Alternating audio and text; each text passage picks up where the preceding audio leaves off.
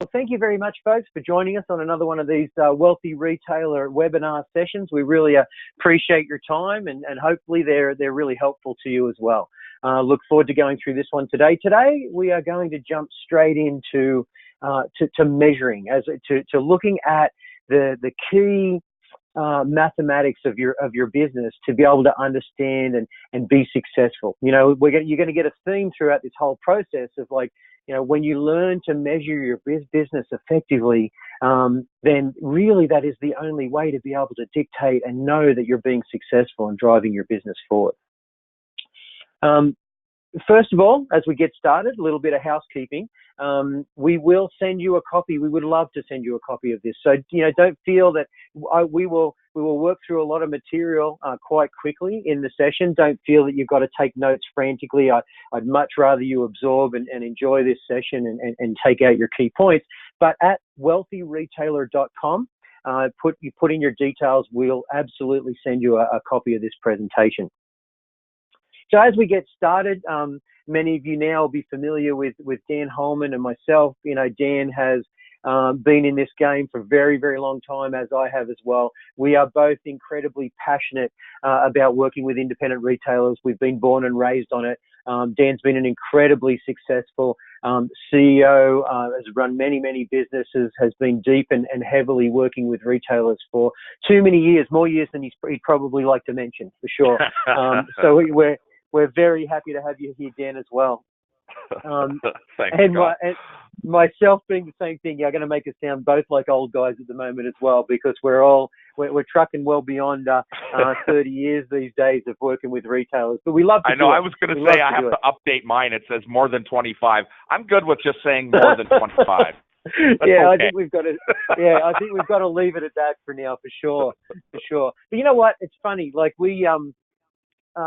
and Dan and I do get excited about this stuff, and I'll say it comes out of a lifetime of experience and successes that we've been able to be part of, successes that retailers have made that we've been really fortunate to be there along for the ride as well. And it kind of brings me to this area, because it's like, well, why are we doing math? You know, I've got to tell you, like, as a young guy, like, I failed a lot of math courses along the way. You know, and whether it be high school or university, like, man, I did my fair share of flunking out. But I got really excited in the years that we've developed and become, retail consultants, because I've seen the success that the kind of math that we're talking about today can really bring to yourselves. And so it does get me excited. It turned me from one of those guys who was doing math by not by choice to someone that really enjoys it, and you know, going beyond that geekiness and just really saying, hey, there is a real means to an end when you look at these numbers. And so what it is, it's, you know, why are we doing math? It's because we are smarter than most of these other retailers, right? You're in with us today. You're listening to us because you want to drive your business, you want to move it forward, and you really can't do that without measuring your business correctly. You know, we also want to look, and Dan speaks a lot about this in his teachings as well, is having SMART goals. You know, like, so part of these SMART goals being specific when you set your tasks, measuring, having actionable, having relevant tasks, and being time bound. Well, the one that we're going to focus on right here is measurement. Okay, this is the area we want as part of our SMART initiative with your business. Is you want to be able to measure it, you know, and we're going to say this over and over and over through this session, that if you don't measure your business, how do you expect to improve it? Inside this session, we're going to look at 3 focused areas that you should be measuring in your business. You know, it can certainly get overwhelming.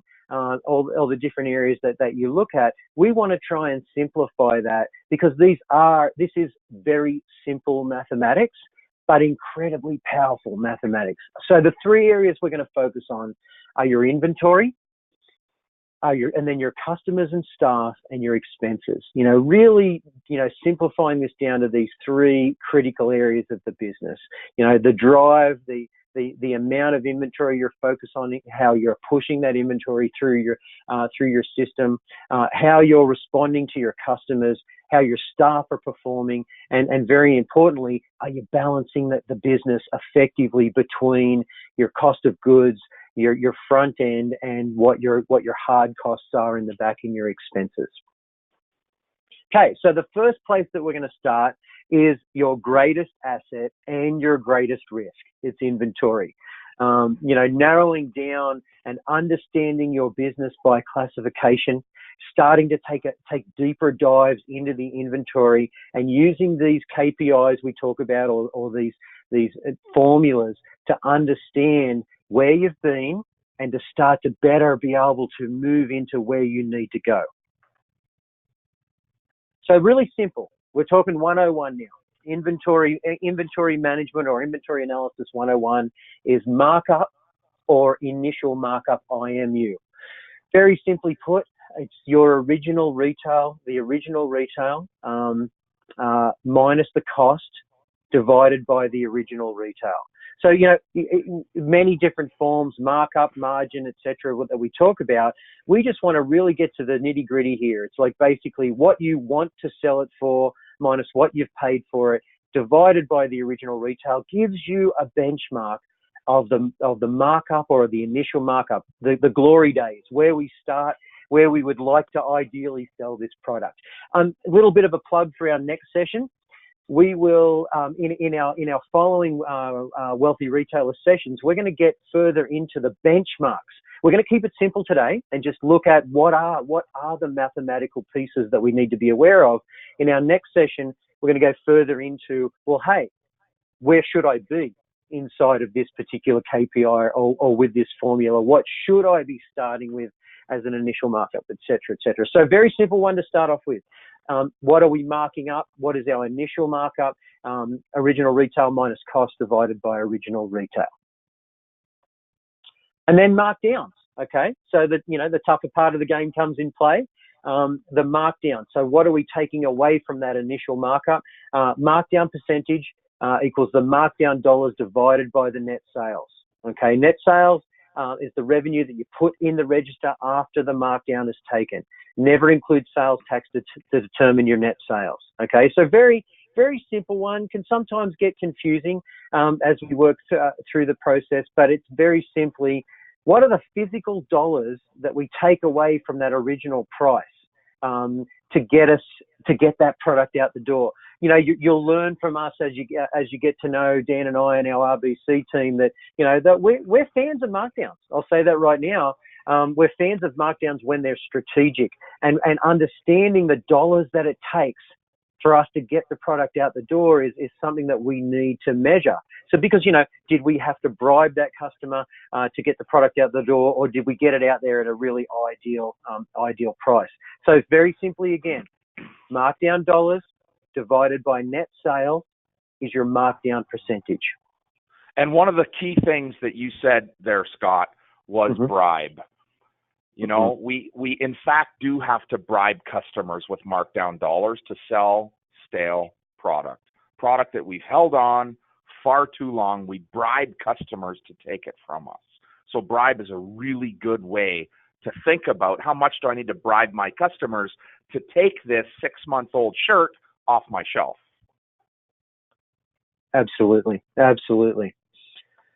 So, and then as we move through in our 101, we're going to talk about the maintained markup. So this is where it gets a little bit more complicated, but we're looking at what we ultimately retained or what we maintained over time in that project. And this is a really good indicator for your business because, look, the reality of what we bought it for and then what we intended to sell it for, becomes crystal clear when we see how we maintained it. So let's look at this. The initial markup, we're understanding that. So when we move through into the maintain markup, we've got the original retail minus those markdown dollars we took, minus the bribery, as we said there, then minus the cost of goods. So another way really of saying this is gross profit on the merchandise that you've sold. Maintain markup. So what we originally wanted to sell it for, how many dollars we took off that, minus what we paid for the product or the cost of good. Okay, so then it's simply turning that into a percentage. The maintain markup percentage is those dollars we just talked about, the maintain markup dollars, divided by the net sales amount, divided by the total sales. You're going to find a consistency here with the way that we do our math. You're going to find that we do a lot of our benchmarking, dividing it by or comparing it to the net sales amounts. It's going to be kind of a consistent theme as we go. So really simply then, all of a sudden, you've got a way of looking at everything you do. I remember we mentioned earlier by classification, couldn't stress that more, how important that is to be able to look at your business. Are you using your department class, subclass structure? Because then all of a sudden you can put that in front of yourself and you can say, what am I maintaining as a margin in this business across these classifications? And then even if you're able to drag out 2 or 3 areas where you're not getting that satisfaction of margin that you need, and you can start working on that part of your business. Well, you've then created from a couple of simple calculations, a very tangible action plan to go after this maintain markup number, get these numbers that you really need to put in place. And again, in some of our future sessions, we'll be able to look at that and say, well, how does that relate to our expense structure? And how does it relate? And how does it become a KPI, become this indicator that we need to target? Because then you start to really kind of drilling down and saying like, is this particular part of my business, is this classification, is this SKU, is this item helping me pay the bills, and hopefully throwing a bit of money in my jeans. Okay, and another really interesting one is the stock to sales ratio. This is one that we as planners rely on significantly, because really understanding stock to sales ratio is understanding how much inventory you need on any given day in dollars to satisfy the ideal level of sales. You know, like we absolutely pride ourselves in having that number down from many classifications across this industry, and we rely on it in what we do every day as merchandise planners, because we want that ideal amount of inventory to be in place on a daily basis in your stores. So that is very simply, it's the beginning of the month retail inventory value divided by the sales. So the beginning of the month inventory value, how much inventory you have to have in the store divided by the sales that you will make. So you can look at it as a historic number. We look at it as a predictive number as well. So when we do our planning, we'll look back and we'll say, well, what was the stock to sales ratio last month? Well, it was, you know what, we had to have $10 of stock for every dollar we sold because we were ramping up into a season. Well, next month it's going to be different. What would we like to be? Well, you know what? Next month, because we've hit our peak, it might be it might only be $6 that is needed to be in the store. So, you know, we use it again. You can look back and say, well, we did really well in that class last year at this time. Well, what were we hanging on to? What kind of inventory did that? And then remember we talked about markdowns and maintain markup. It's starting to tell a story now. You're starting to say, well, hang on, I held on to $10 worth of product for every dollar I sold, but I also ended up with a maintain markup that wasn't where I wanted to be. So you're starting to kind of learn the stories and get the cadence of where you might have missed the mark or where you really kicked the goal. So again, ideal stock to sales ratios, a very tough one. I will say like that it is very much a secret sauce part of the way we work in planning after years and years of analysis and algorithms, but it is a very key thing to look at in your business. And I'll add that the beginning of month inventory, that term beginning of month is so crucial. If you don't start your month with the appropriate amount of inventory, it is near impossible to hit your sales target and moreover, hit your month ending inventory target or your next beginning month inventory. It is very important to hit that beginning of month to be ready for January on January 1st. So true, so true. So many times I see that we miss our opportunities when that ideal positioning is not there. 2 weeks into the month, man, you've missed so much of your opportunity. Okay, so next really, really interesting and important part of what we look at in our business is turn or turnover is termed sometimes. Yearly sales at retail divided by the average monthly stock at retail. And again, looking at how often are we able to cycle through our inventory in a given year? Very, very important. We're going to go into some more, significant calculations with GMRI and CRMI and things like that as we talk about in these next slides. But this is the starting point. This is the recognition that, some of these products that we sell may be the real sweet spot of what we do because we physically are able to get them and turn them and move them on a regular basis.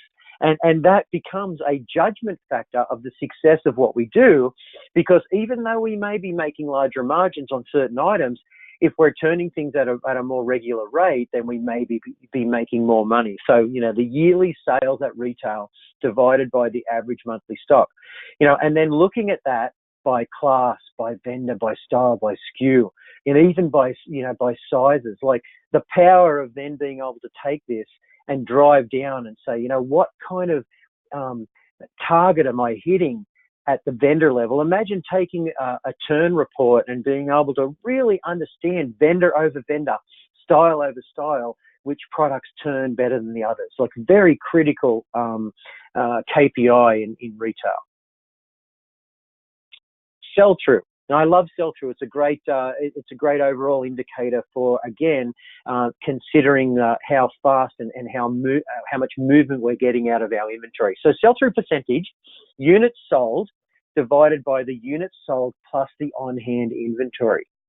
Now, one thing I'd encourage you with sell-through, even if you are not, don't have the luxury at this point of having a sophisticated point of sale system, and hopefully you do, and if you don't, you know where to come because we're right here for you. But ultimately, it's a really simple calculation. If you can draw out of your system, and most systems, if not all systems, are going to be able to tell you what you sold, okay? And then you know what your on-hand inventory is, then you can literally put this one together and get a percentage sell-through. And again, so imagine taking this one at a class level. I know I'm being repetitive here, but at a class level, at a vendor level, at a style level, to be able to look at these percentages. Sometimes I sit down with our clients and just literally put a sell-through report in front of us and highlight 3 or 4 things and say, look, why are these 3 percentages lower than the average in the store? Is this telling us something? Right. And to add to that, we need, and next month, when you join this session next month, you're going to hear where your sell-throughs need to be to not just take full opportunity of the sales demand that's in front of you, but rather not miss sales opportunity. Too often, I sit down with retailers and their sell-through is nearing 100%, and they're celebrating. And if we look at the inventory that's required to drive their business, 100% sell-through isn't maximizing opportunity. It's leaving something on the table. We're missing some sales if we run at 100% sell-through. And when Scott looks at item over item sell-through, we can see a different story than when we look over dollar or budgeted purchases against revenue. So there's 2 ways to look at that sell-through to really understand, am I maximizing the opportunity that's in front of me? Sell-through is absolutely one of my most favorite metrics to tell me, is this retailer listening to their customer? So well put. It's, Dan, what a powerful thing, hey? Like when you look at that, when you look at a sell-through of 100 or 110%, and you really recognize that you may be walking your customer to its competition, to your competition. Right. I think a lot of people will recognize sell-through and they'll go, yeah, I understand that sell-through is, but they don't understand the power often of having a too high a number as opposed to too low a number. especially in season. It is so important when you're in season. And every store, every vertical, every type of store has a different type of season that we're trying to work with. And if you hit, if you near 100% sell through with 4 weeks left in the season and you miss the opportunity to get new goods to replenish inventory, we are definitely walking business to our competition. Yeah, absolutely. So let's get a little deeper. Let's go into inventory 102, we call it. So we're going to take you down further down into some really, really interesting numbers. The key KPIs, of GMROI and CMROI. So let's slowly work through this one because it's a really powerful stat. GMROI, gross margin return on investment. The gross margin dollars that your business has made in the last 12 months divided by the average inventory you've been required to hold at cost in that period. And we calculated over 13 consecutive periods because we look at a beginning and ending inventory.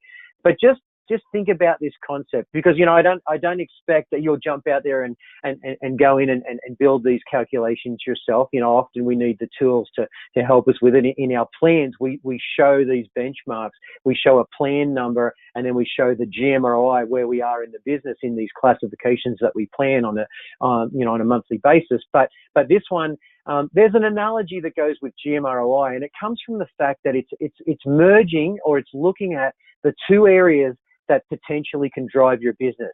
It's the gross margin of the product that you make, that simple one that we all understand, how much money we made after we bought the goods, but it's also now factoring in the cycle for which we're able to sell it, the turn. So it's really effectively a combination of margin and turn together. And what a great number when we can simplify this thing and come up with a single or double digit number that gives you an indicator about the business. We often, and it's very, very broad, we often speak to GMROI as the first dollar that you see in GMROI keeps the lights on in your stores.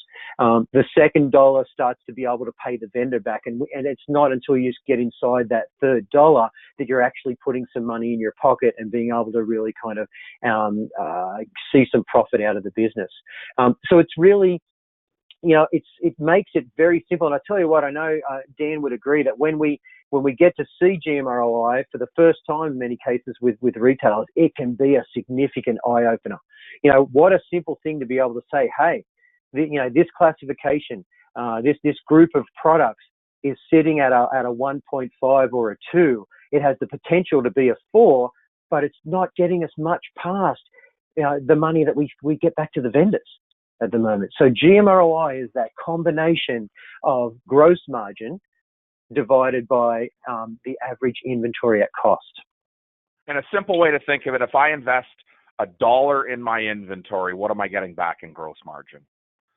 How much am I getting in gross margin back over the course of that year by investing in inventory? And if I invest $1 and get back $1.50, I'm not getting enough to pay my rent. I'm not getting enough to keep the lights on in the store. I've got to get that number into the $3 so that I am profitable. And again, as we say, I promised I'd say it all the way along, if you're not measuring these things, then how are you improving them? If you're not looking at these things and it's the objectivity, right? Like I think that most importantly with math, it gives you a black and white objective look at the business. We are so tied up in the emotion of what we do. And quite rightly so. We're passionate retailers. We love what we do and we love what we sell. We need to be able to step away from that. And these are the kind of numbers that can do that for you. So the second part of that is understanding cash flow math. Okay, so this is a critical part. It's something that we've learned to be such an important part of the way we look at our business. Often we talk about, well, hang on, our business is profitable. We sit down with our accountant every year and he says to us, well, you made some money. Well, how come I can't pay my Visa bill? Why am I struggling to get that COD looked after when the check comes? They come looking for a check on the doorstep, and that's cash flow. Okay, so let's talk a little bit about the math behind cash flow. Cash margin dollars, just the net revenue in a period minus the net inflow that you brought in at cost. Okay, so in this case, it's purely what did I bring in this period of time, the net revenue that I made going through the till, minus the money that I spent on goods during that time. Pure cash margin. See, and the thing here is it's different to gross margin, because gross margin allows you to, well, it shows you what you made off that item from the time that it was originally margined. So say, for instance, you had a product and you held onto it for a really significant length of time, and then you sold it, and then you made full margin, and that might have been $100, okay?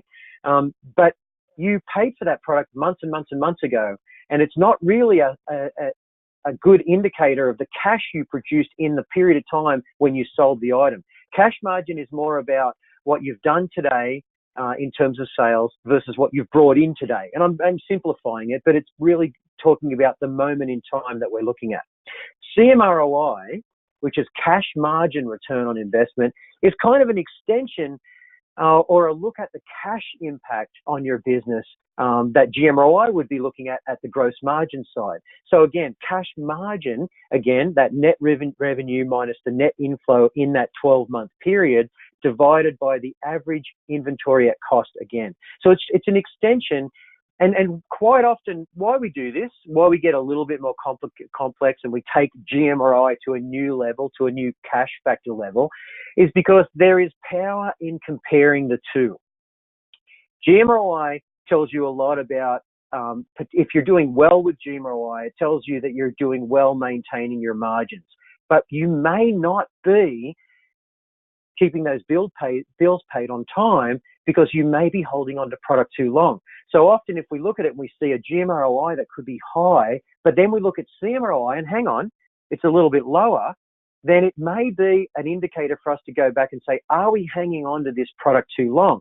And then the reverse could be true, is that if our CMROI is really high and there's a discrepancy in our GMROI, we may be not hanging on to product and we may be getting out of it or cycling through it too quickly. Like Dan talked about before, we may be missing opportunities.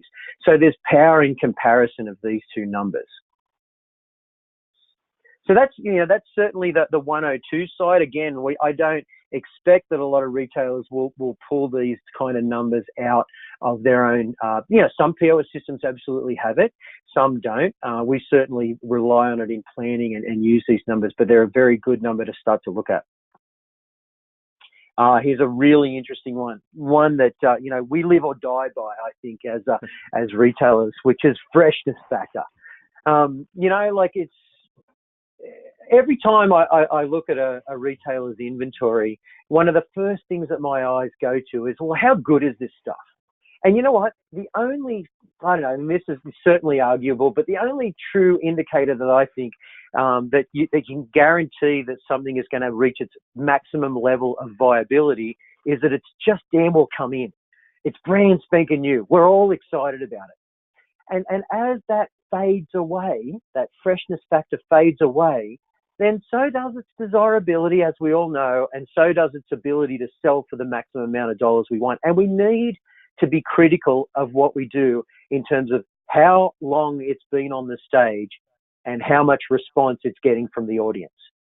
This freshness factor has been, for the last 5 or 6 years, the biggest bone of contention with every retailer. And the ones that grab on to the fact that customers want to know what's new, they buy what's fresh in the store, they buy new inventory, are the ones that see success. The people that hold inventory for 3 months, 4 months, 5 months, 6 months are the ones that lag behind. Those stores that hold inventory. And I say this to retailers over and over and over again. If it didn't sell in the first 3 months, what do we have to do to that inventory to get it to sell in the second 3 months? Yeah, exactly. Inevitably, it's bribe somebody to take it. And if not, then we're going to sit on it at full margin. And sure, it may sell. It may very well sell. But how much of your cash is tied up in that inventory that has now been sitting on your shelf on a hanger for 6 months? Could the cash have been better used? And when retailers really get onto this okay, I've got to maintain fresh inventory. The fresher my inventory, the faster I can drive sales, we see success. Absolutely. Absolutely. So very, very simply, the inventory landed at retail for the period you're looking at, divided by the inventory value at retail in that particular month. You know, we typically look at it at 30, 60, 90. We like to factor in the fact that, you know, how quickly are we able to cash out of this inventory before the bill comes due to some extent. So, you know, the challenge, folks, is how fresh is your stock? And do you understand, are you aware of that freshness? It is very, very simple in your point of sale systems to understand, you know, how long this product has been around. So now we're going to jump into the second section of the webinar, and that's customers and staff. And I'm going to move along pretty quickly for you here. I know we had some deeper numbers to look at in the inventory, but let's just kind of look at some of the basic areas that you need to be analyzing on the side of customer interaction and staff. Some really interesting ones. Hey, if you're not counting traffic, you should be. Really, really simple stuff. Mate, this can start from a pen and paper, and it's the number of customers entering the store per hour and per day. Even per day. Hey, start there. Start simple if you have to, but count the people coming in. You know, it does sound super simple, but if we don't have a benchmark and understand where the traffic is coming from, how do we know how effective we've been in marketing? How do we know how effective our window displays are? You know, how do we know where we were compared to last year? You know, we can speculate and we can come up with excuses for this reason or the other, but unless we're counting traffic, we can't really analyze it correctly. Then from there, because you're starting on this wonderful world of traffic counting, you can start to build into understanding conversion rates. And this is where we start to talk about the staff side of things. The number of customers entering the store for a certain period divided by the number of sales in that period of time. Lots of systems have these integrations so you can get it, but again, it can be very simply done if you know how many people walked in the store that day, you know how many sales you made during that day, then you know how many people you converted, how many people walked into your store and physically walked out with something and the staff did their jobs, you know, so then we can start to benchmark that. And more importantly, so you can start to look and go into the micro details a little further and say, well, what people were working, what staff members, what conversion rates do I typically get when Johnny's working, you know, versus when Sally's working. And then that starts to give you an analysis. So helpful and so powerful when you're sitting down in your reviews with your staff to understand the kind of conversion rates you're getting with those staff members specifically. So another area we look at is units per transaction, or UPTs, the number of items sold in a specific period divided by the number of transactions in that specific period. So see how we're going a step further?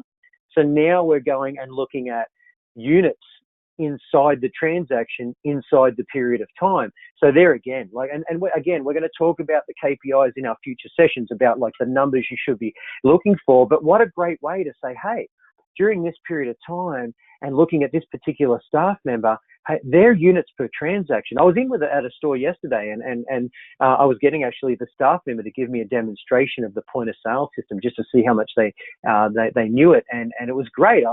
We had the traffic counting in place. We could look at that particular person's units per transaction, and I give her a great pat on the back because she had a really good number in that particular day. And so what a great thing to be able to understand, and what a great thing to be able to encourage that multiple sales, that selling solutions, referring to sessions that Dan's given before, as being able to really look after that customer and not just have them run up to the counter, buy the item and run out of the store.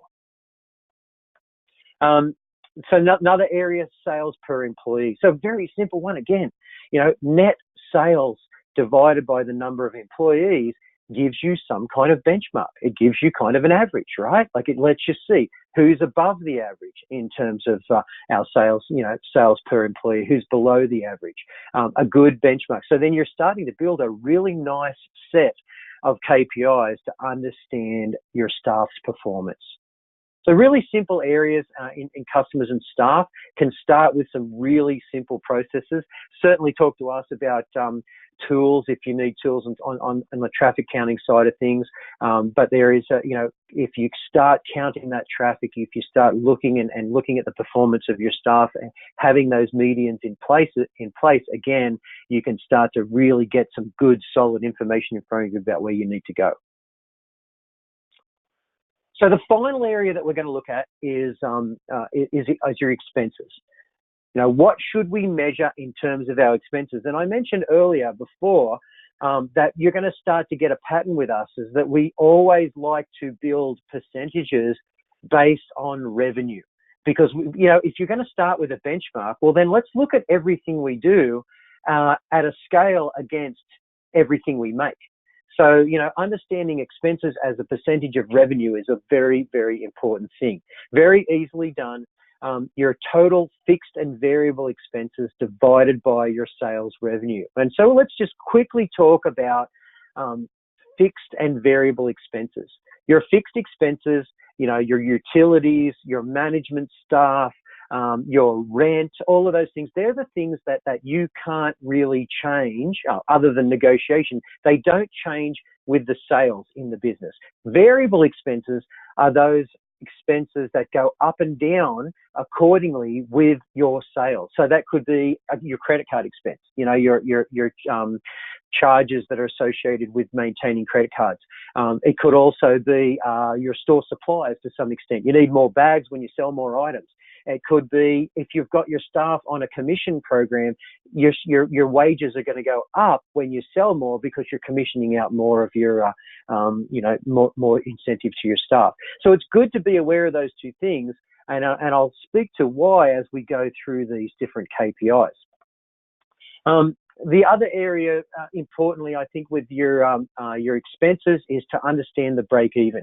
The break even point in your business is the point where you're in balance, i.e. you're taking no loss and you're making no profit. It's that 0 point in your business.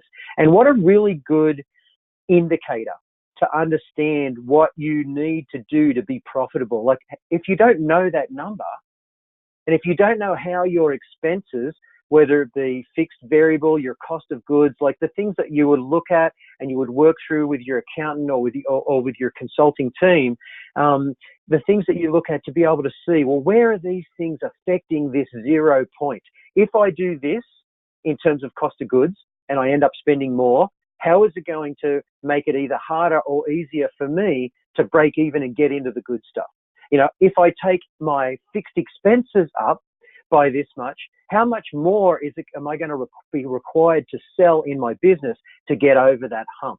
Knowing it and toggling with that and understanding it from your income statements and being able to work with those numbers becomes really powerful. And then you start to see the shining lights come out from there in terms of the areas that you need to affect.